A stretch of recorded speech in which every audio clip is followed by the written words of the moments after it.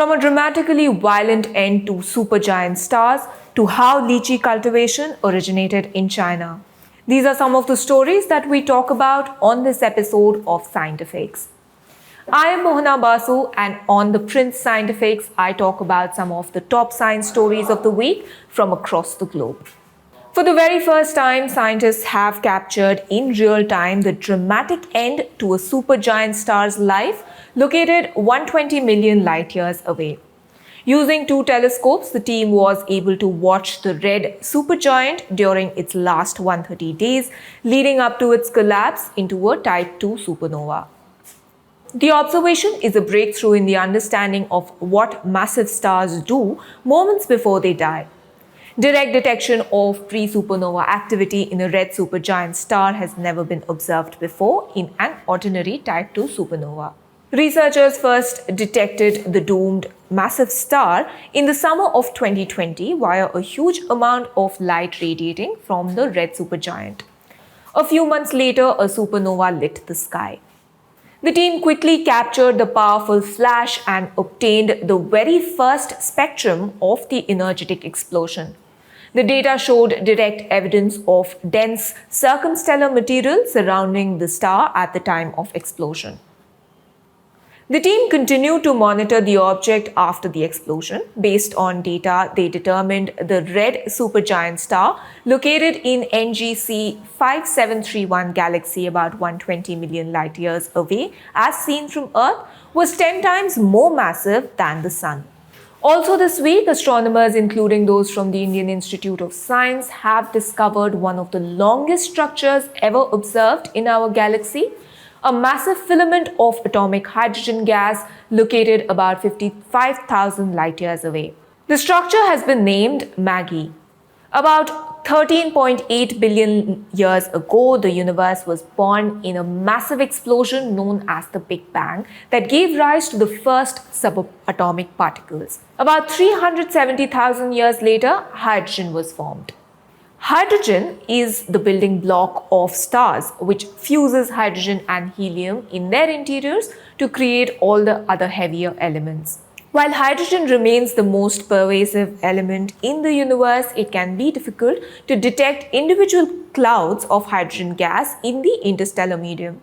This makes it difficult to research the early phases of star formation, which would offer clues about the evolution of galaxies and the universe.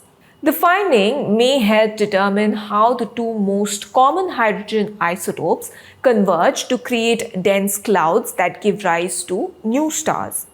The isotopes include atomic hydrogen composed of one proton, one electron, no neutrons, and the molecular hydrogen or deuterium is composed of one proton, one neutron, and one electron.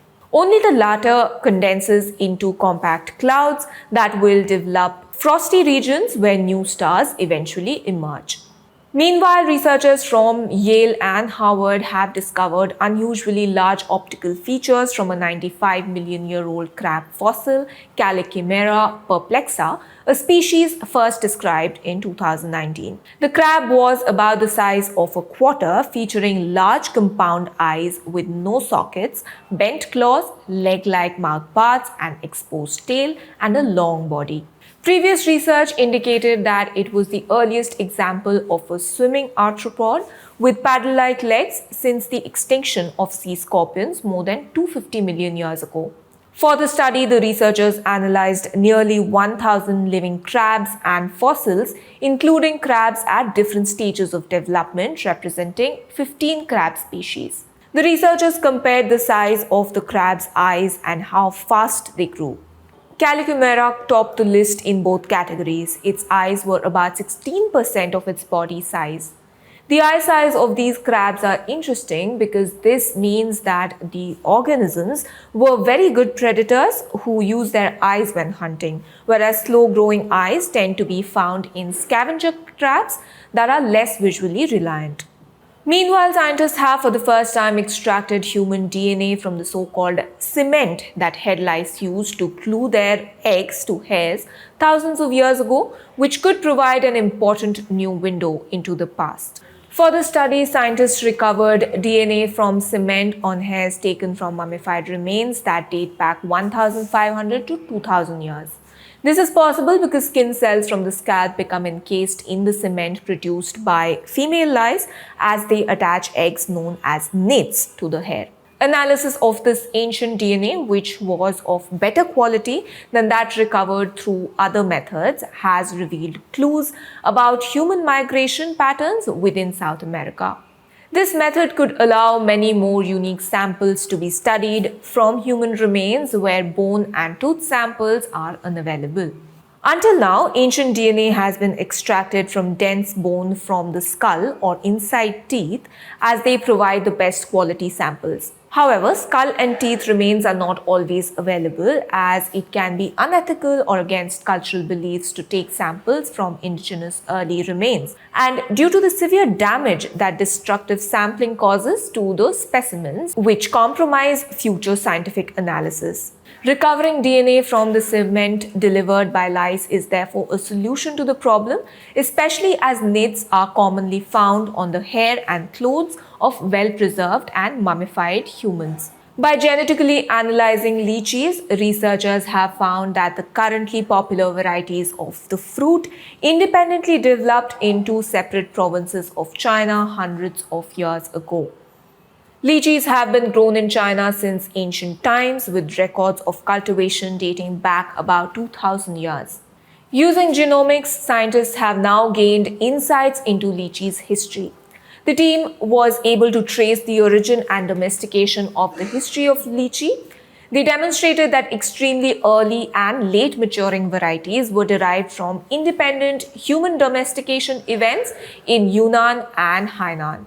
To conduct the study, scientists produced a high-quality reference genome for a popular lychee variety called Fishi Xiao and compared its DNA to that of other wild and farmed varieties. The research showed that the lychee tree was domesticated more than once. While lychees originated in Yunnan in the southwestern China, spread east and south to Hainan Island and then were domesticated independently in each of the two locations. In Yunnan, people began cultivating very early flowering varieties, and in Hainan, late blooming varieties that bear fruit later in the year. Eventually, interbreeding between cultivars from these two regions led to hybrids, including varieties like Fiji Shao. This is Mohana Basu, special correspondent at ThePrint. If you like our work, do consider paying for a subscription to ThePrint. You can do so through the link in the description box below.